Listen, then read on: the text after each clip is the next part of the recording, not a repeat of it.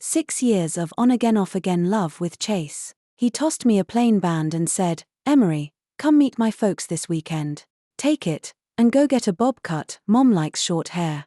I hugged that silver ring to my heart and waited outside the barbershop until the shutters rolled down. He never showed. I opened my phone and saw his biking post. Somebody postponed meet the parents just to grant my winter cycling wish. Naughty boy. Penalty, he sleeps in the tent tonight tilde. Old me would have blown up his phone with 99 furious calls. This time I was simply exhausted. December's worst. Icy rain slashed by a knife-cold wind. I huddled on the barber's stoop, waiting for Chase. Today was supposed to be the day I met Chase's parents. Last night he'd reminded me his mom preferred short hair. Taylor, sky still black. I flagged a cab to the address he'd sent, swallowed my tears, and watched 3 years of long hair fall to the tile. Chase said he'd pick up gifts first, then collect me before lunch. So I waited. 6 straight hours in the chair, 8 calls to his number. None answered. Battery, 1%. A new post popped up from his biking Jade, smiling selfie, 2 fingers in a V. Delayed the parents thing so he could ride with me. Bad boy, tent duty tonight tilde. Postponed. I suddenly felt ridiculous. Did Chase even bother to tell the person most affected? I'd snipped off hair I loved just to please his mom, and he'd ditched me without a thought. My phone vibrated. He was finally calling back. "Where are you?" "Forgot about meeting my folks." "No biggie, Jade and I are cycling around Chendao Lake. We'll reschedule." No request, just announcement. Jade's location tag already placed her lakeside. Of course Chase wouldn't abandon her for me. We met in college. 6 years of breakups and makeups, almost at the finish line. Then the universe cracked another joke. A while ago Chase caught the cycling bug, joined a trendy rider group on Instagram. That's where he met Jade, the yoga instructor. After that I became scenery, messages left on read, my worries called trivial, yet he tracked Jade's period so he could text, skip the ride, drink some cocoa, while my cramps earned. Women are so dramatic. This time he shelved my 6-year dream of meet the parents for Jade's winter wish. Rain poured like overturned nails, upbeat music pulsed from his side of the line, and Chase suddenly sounded boring. "Chase, you forgot I spent the whole day outside that barbershop. Honestly, I've waited for you tons. One day evens the score. Today was a fluke, next time for sure." I laughed under my breath. Sure, Chase had waited. 2 weeks ago, after I begged forever, he agreed to take me cycling. I ordered matching jerseys, squealed with joy. Ride day, I stopped for breakfast, 10 minutes. And he left without me. His next time is a bounce check. Disneyland? Next time. Escape room? $88. Next full squad. Northside crab buns. When we're passing by. Always next, next, next. The shop sat at the end of nowhere, no Uber in sight, no umbrella, rain crashing down. "Chase, we're done." I said it quietly. Over the line he was busy chatting with Jade about Marvel, not even listening. Another one-way conversation. As my thumb moved to hang up, a soft scoff reached me. He had heard, he just didn't care. "Right. You'll be back crying like always." His voice, half needle, half laugh, stabbed deep, except this time I didn't bleed. I wanted to say, "I mean it now," but before I could, Jade's playful chirp cut in. "Sorry, sis. I just had to see the lake." So Chase brought. Beep. Dead battery. No chance to explain. Through the glass behind me the wall clock ticked. 8 hours since dawn. Chase would assume I was pouting. He'd never guess my phone had died.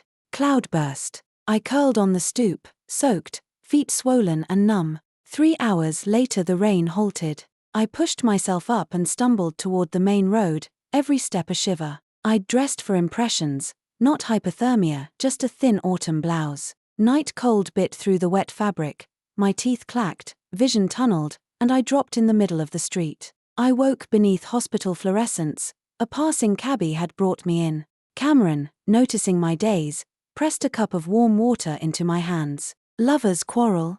Still, you don't ditch someone roadside, dangerous, kid." He saw the truth in one glance. I'd needed 6 years. I cupped the warmth and smiled. "Never again." "Thanks, Cameron." Rowan waved it off, Then, remembering, handed me my now charged phone, 2 fingers raised in a silent peace sign. The person you saved as babe just called, rang for 2 seconds. Mr. Morrison didn't pick up in time. 2 seconds. Chase really has no patience for me. I squeezed my phone and smiled. It's fine, Cameron. He's already a dead man to me. Cameron probably sensed something and stayed quiet. Inside WhatsApp, Chase's chat sat pinned with one new bubble. Stop being dramatic. It's just meeting the parents. We've been together forever, wait for me. I'll take you home soon. I didn't answer. I simply blocked and deleted him. After the 4 drip, I paid the bill. The kindly cab driver offered me a ride. Before getting out, I slipped $200 into the cup holder. Thanks, Cameron. Why? Where to? Don't be like this. Jade's still here.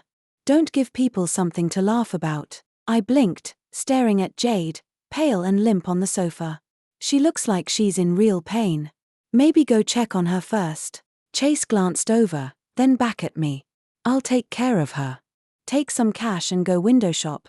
Just don't spend much, we're saving for the house. He turned and walked toward Jade. I watched his back, not a second of hesitation. Clean, decisive, I pushed the door open and left. Marry? Buy a flat? Forget it. This bitterness, I'm done tasting it. I owned nothing, carried no one. A featherweight feeling.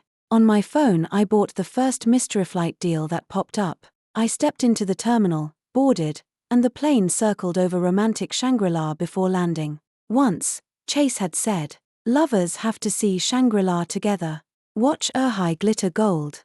Climb Jade Dragon where the air is thin but courage thick. Kiss on the roof of the world. Now I made the trip solo. Free, light, exhilarated. Hiking down, a shivering mutt caught my eye. Filthy, curled beside a bare rock, half dead. I'd spotted it from the cable car on the way up. Thought it would die, yet it had hung on. I scooped it up gently. You've held on so long, good job. Come home with big sister, okay? I rented a place in Lijiang. Registered the pup. After a bath the ragamuffin turned into a cloud-white Pomeranian. I cuddled it, couldn't stop. From now on your dollar, lots of joy, lots of happy. Early spring in Lijiang was gorgeous. I picked up my old hobbies. Sketch by the river by day, post web novel chapters by night. Walk dollar through Old Town when tired. Neighbors soon called the Pom pretty boy and me pretty girl. 3,000 a month, nothing like my Beijing income. But life felt deliciously mine. About 2 months in, Chase found me, asking me to come back. It happened to be Lantern Festival. Plenty of tourists lined the riverbank for sketches. Chase barged straight into my frame, zero romance, pure mood spoiler. Serena, done throwing your tantrum? Then come back to Beijing. Look at you, what is this? I frowned, eyeing him with disgust. Move, you're blocking paying customers. So rude. He swallowed his irritation and glanced at the queue. I thought he'd storm off. Instead he muttered, I'll wait by the snack stand, and left, almost as if scared I'd reject him outright.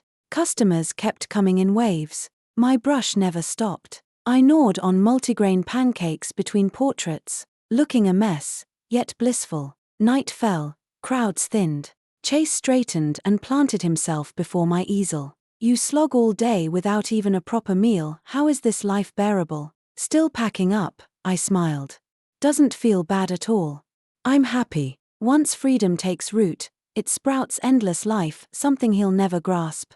Go home. And don't come again. We're over. I'm not going back. All those years, this was the first time he'd ever waited for an entire day. Once, I'd have sobbed into his chest from sheer gratitude. Now, I didn't need his waiting. Art supply box in one hand, Pom's leash in the other, I turned away. Chase strode up and snatched the box, then grabbed my hand, pulling me along. Never knew you liked dogs so much. Broke, yet you adopt one. I didn't shake him off. Of course you didn't. My needs have always reached you on a delay. He went quiet, still holding my hand, me holding the dog, the 3 of us walking to the end of the lane. Once, a scene like this, Chase waiting after work, holding my hand, strolling old cobblestones, would have been an impossible dream. Now it happened, and I felt nothing. This is far enough. Chase, I'm home. You should leave. He clenched my hand tighter. When my struggle got fierce, he finally rasped, nothing happened with Jade. She had cramps that day. I just took her home. I didn't dump you on purpose in front of our parents. Serena, I didn't mean it. I'm sorry. Come back, please. I yanked my hand free, grabbed back the easel he still held. Alex felt heavy in my grip, but I'd rather carry the weight than owe him anything. Chase, can you even fool yourself with that story? If you cared, you wouldn't have abandoned me on the most important day, nor remembered me only 8 hours later. I sat sketching all day today. 2 meals, nothing fancy. You sipped lattes across the street. Did you once think of bringing me tea or handing me a brush? You waited only to haul me back. You never truly see me, so you can't see what I need. Where do you get the nerve to ask me back? A laugh of pure anger escaped me. I'm not the girl who'd trail after you at a word anymore. I've grown up. I know for certain. I don't love you, not a bit. Don't come again. Dollar barked right on cue, as if saying, "Scram. Stop pestering my pretty girl." Chase refused to believe I was over him. He showed up every day, waiting on Old Street. A full week. I ignored him a full week. Riley, only a trickle of customers. Chase arrived clutching a box of crab yolk buns. Skipped breakfast. Your favorite, brought them just for you. I frowned and pulled a homemade chicken wrap from my pocket. I didn't bother with niceties. I like the crab roe buns from Northside. The ones here? I tried them my first day. Greasy. Disgusting. Chase, don't waste your time. A flicker of helplessness crossed his eyes. He looked hurt. Frantically, he flipped open the phone box, speared a bun, and held it toward me. Just 1 bite, okay? 1. No tourists today. After this we'll hit an escape room, and I already bought Disney tickets. I jerked back. Chase stumbled. The golden bun hit the pavement. Filthy. Just like his desperate attempt to woo me, pathetic. Chase, I already said I hate them. Why force me? I don't need this kind of coaxing anymore. Stop wasting your energy. Before I could finish, he cried. He awkwardly turned his face away and wiped the corners of his eyes. Serena, I'm begging this hard, can't you forgive me? I stayed silent a long while, then stepped forward, picked up a bun, and ate it. The crab fat coated my tongue, cloying, almost rancid. Chase, our love is like this bun. When I wanted it, you never bought it. Now that I don't, you beg me to eat. What's the point? It's forced. Chase's eyes reddened, tears falling faster. My words hurt. I hadn't meant to go this far, but he wouldn't stop pushing. I thought he'd finally give up. Yet that evening, while I was out getting dinner with Dollar, he appeared, said nothing, and scooped the Pomeranian into his arms. Chase, what are you doing? He kept walking, faster. You're staying away because of this dog. Once I ditch it, you'll drop the idea. I couldn't believe it. I ran to block him. Seeing Dollar squirm, I yelled, Chase, are you insane? Put Dollar down, now. Put him down. Down. Down. He ignored me, lifting Dollar higher. I watched him yank the dog toward the pavement. I'll come home with you. I'll come home with you. His hand froze mid-air. Really? Dollar wriggled free. I clutched him tight, feeling his heart race. My little Dollar had almost died at the hands of this lunatic. I flew back to Beijing with Chase. He babbled happily about our past the entire trip. I kept my eyes shut, unwilling to hear a word, wanting to slap him. He honestly believed I'd forgiven him. I hadn't. If he'd smashed Dollar today, he'd hit me tomorrow. I'd never stay with a Jordan. I returned only because my online serial posts had exploded.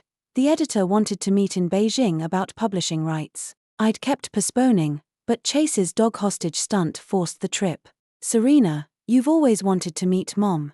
We'll see her right after we land. I whipped my head, panicking. Your mom? He smiled gently. Yeah, I'm getting older. It's time to marry. Last time you missed them, they were crushed. They're insisting I bring you this month. I went quiet. Chase, we broke up, remember? I agreed to come to Beijing, not to meet parents. He pleaded for ages. I refused. Finally, Serena, just see her once, then I'll let you walk away. Deal. We touched down at Daxing. Chase drove straight to his house. On the way, I texted the editor to reschedule. We wound past the fifth ring. I spotted the salon where I'd cut my hair bob. One turn and we were at his place, information he'd never shared.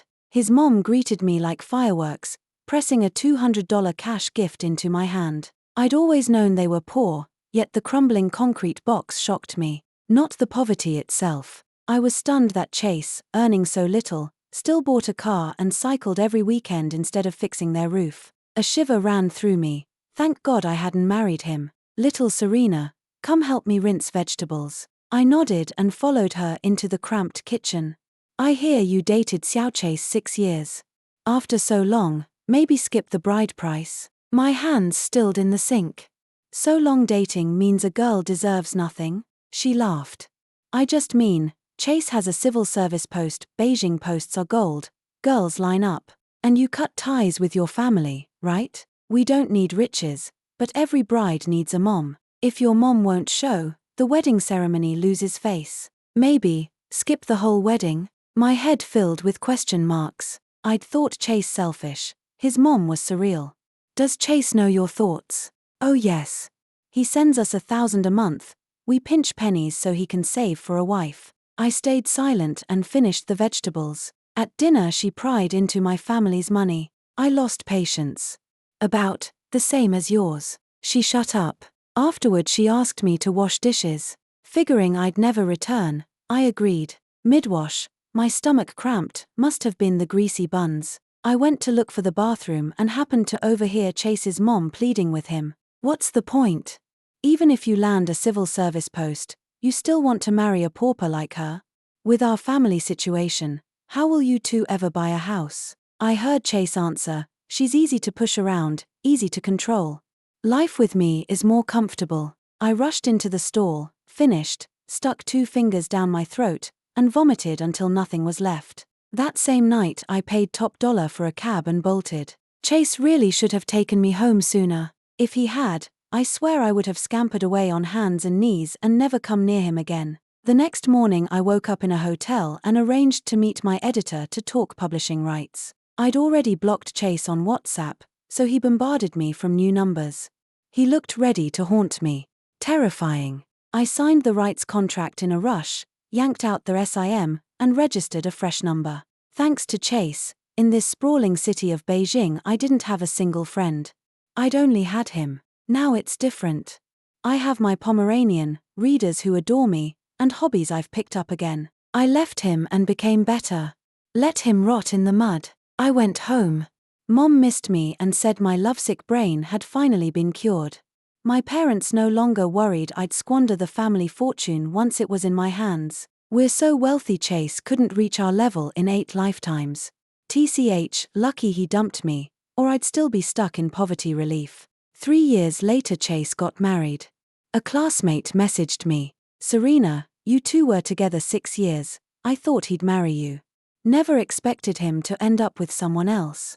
What a scumbag. I tapped the link, the bride was Jade. I snorted from my chaise at home and typed, good thing his trash. You have no idea how happy I am. The classmate asked if I'd lost my mind. He didn't get it. If Chase hadn't been trash, I'd be the miserable one now. Just picturing it, if that day he hadn't ditched me to go cycling with Jade, if we'd met the parents, married, had kids, if I'd stayed in Beijing slogging through mortgage payments, changing diapers, suffering decade after decade makes my vision go black. Suffering for decades versus 6 years of being cheated. The latter is starting to taste sweet. Early the next morning the housekeeper handed me a courier envelope. Inside, Chase's wedding invitation. I yelped and leapt off the sofa. Chase doesn't have my home address. How did this arrive? It spooked me so badly I couldn't focus the whole day. Stranger still, the venue printed on the card was the Grand Hotel my dad invested in.